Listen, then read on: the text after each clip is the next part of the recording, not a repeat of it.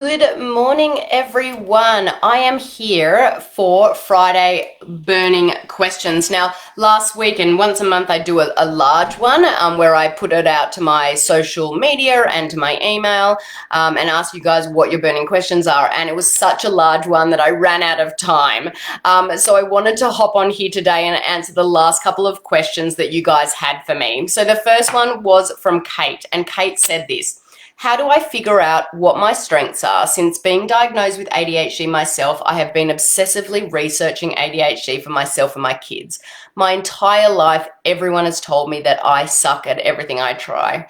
I refuse to accept that. That said, even my family tells me that I'm not capable of anything except being a mum. How do I find a way to prove them wrong? Kate, reading your comment, honestly, it breaks my heart. No one should be telling you that you suck at everything you try and that you're not capable. Like, plain and simple, they are wrong. And I am so sorry they are speaking these lies to you. And it's just awful. I'd suggest you try and find some people who are going to support you. If the people you are currently around are only dragging you down, you might want to try and find some more positive people to surround yourself with. I also wonder if counseling might be helpful for you, as it sounds like you have been being mistreated by the closest to you for quite some time. There is absolutely nothing to be ashamed of with this and seeking professional who might be able to help to give some guidance and advice. Now, as far as finding your strengths, there are some really good talent assessments and personality tests online that you might want to check out. I personally love taking these assessments because they really help me learn about myself, my strengths, my personality traits, my weaknesses. A simple Google search will help you find a lot of these. And Kate, I really hope you reach out to those around you that can offer you support, because no one should be saying these unkind things to you. You are worth so very much, and I really wish that you find the people around you that are going to love you and support you for who you are. If you need any support at all, please reach out to me via PM. Okay, our next question was from Becky. Becky wanted to know if you could eliminate gluten, dairy, and soy most of the way and still see some positive results, or if it has to be 100%. She found it especially difficult when they go out to eat and everyone shares a pizza. She also wondered if I had any suggestions for calming hyperactivity in the moment. Great questions, Becky, and ones that I get often asked. I always tell my families that they definitely want to be 100% gluten, soy, and dairy free. You will not get to where you want to go if you have a little gluten or dairy here or there, because you're never really giving the body a chance to fully heal. And in order for the body to heal, you need to reduce inflammation in the body as much as possible. And because these foods create inflammation, if you're still just giving the body a little bit of gluten or dairy here and there, the body's never going to be able to reduce that inflammatory load. Some kids take months to get those inflammatory responses out of their body. So I would definitely suggest you keep going 100%. You want to avoid a cheat day here or there, as it will stop you from seeing the results you want to see. You have to remember this, and I like to talk about this analogy a bit. It took you or them X number of years to get to the point where they are with their current level of dysfunction, chronic symptoms, and that there are no quick fixes. Okay. Now, I know it can be really hard to pass up that, shared pizza, but my recommendation would be to order a gluten-free pizza for your family. Many places have gluten-free options nowadays. And then if they don't have dairy-free cheese, you can either bring your own and ask them to put it on, or order it cheeseless. Now, many of my families in the program do that if they don't have dairy-free cheese. It's definitely an adjustment for sure, but totally worth it in the long run, as your kids will thrive so much more if you cut these things out 100%.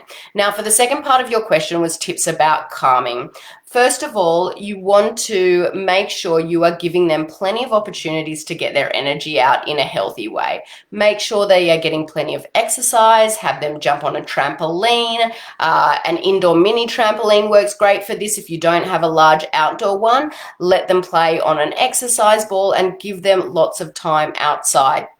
Another thing you can do is work on various mindfulness techniques. And I know it can be boring and hard for kids, but I do love the Ziva Kids meditation app. It does a great job of teaching kids all about meditation and mindfulness in a kid-friendly way. My kids use it and they love doing it, and we do it as a daily practice. I'm going to pop a link to that app into the comments after this ends, so be on the lookout for that if that's something that you're interested in. I also highly suggest practicing deep breathing with your child. One of my favorite ways to do this is called Take 5 breathing. And I'll give you a quick demonstration of how it works. You want to hold out your hand like this, okay? You want to use the other hand and you want to run up and down the fingers. As you are going up, you take a breath in, and as you're going down, you breathe out. In, out. Don't you feel calm already just by me doing that? I do. And that's a great way to start my day. And the great thing about it is, if they're nervous or anxious or hyperactive when they're at school, they have their hand with them all times. They can do it under the desk and no one will know. Another thing you can do is create a more calm living space. Dim the lights, play relaxing music, have plenty of sensory opportunities in your home that provide unique tactile experiences like relaxing aromas, interesting light effects. Lighting is a powerful thing and can influence the way that we feel. A warm, soft light can make us feel relaxed, whereas a fluorescent overhead light, like the ones that I've got in my office, can make us feel uncomfortable due to the cool tones. They don't make me feel uncomfortable, but they make me focus because I need to be here to work. You can bring calmness in the room by creating therapeutic scents using essential oils. You can use a diffuser or dab it on cotton balls and place it in the room. You can also add it to Play-Doh by using lavender to create a relaxing activity. Another tip is to make a calm down jar with your child. This will give them a focal point for 3 to 5 minutes that will allow their brain and body to reset itself. These can be made simply from jars filled with color water and glitter glue, or with baby food jars filled with warm water and glitter glue. And you just want to make sure that you glue the lid tight as well so it doesn't open up and go everywhere. You shake them up and you sit there and you watch all the glitter fall. You can search on Google for how to make those. Another thing is make sure your child is drinking plenty of water. Dehydration has been linked to a reduction in mental performance. When he seems extra hyper, have him take 5 very slow sips and observe the calming effect that this has on him. I hope those suggestions help. Now, our final question was from Deirdre. She asked this: do you have any recommendations of how much or preferred brands? Asking because it has been challenging to find the right dose and not cause diarrhea. Now, by that question, I'm guessing that you're talking about magnesium, since you mentioned diarrhea. So if you're not, please let me know and I can readdress your question. Now, magnesium is one of those supplements that can cause diarrhea if you give too much. So you definitely want to start low with your dosing and go slow. If your child is having diarrhea, you want to give them less for sure. Now, as far as brands, my favorite brand is magnesium is Jigsaw Health's Be-Free version of Mag SRT. That's only if your child can take tablets. It's my favorite one, but a lot of kids can't take actual tablets. It's not a capsule.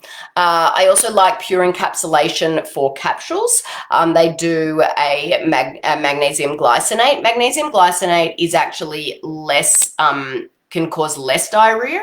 So magnesium citrate is one that usually makes the bowels more loose. So you maybe want to choose a glycinate version versus the the citrate one. I also like magnesium complex from Genestra for a liquid version.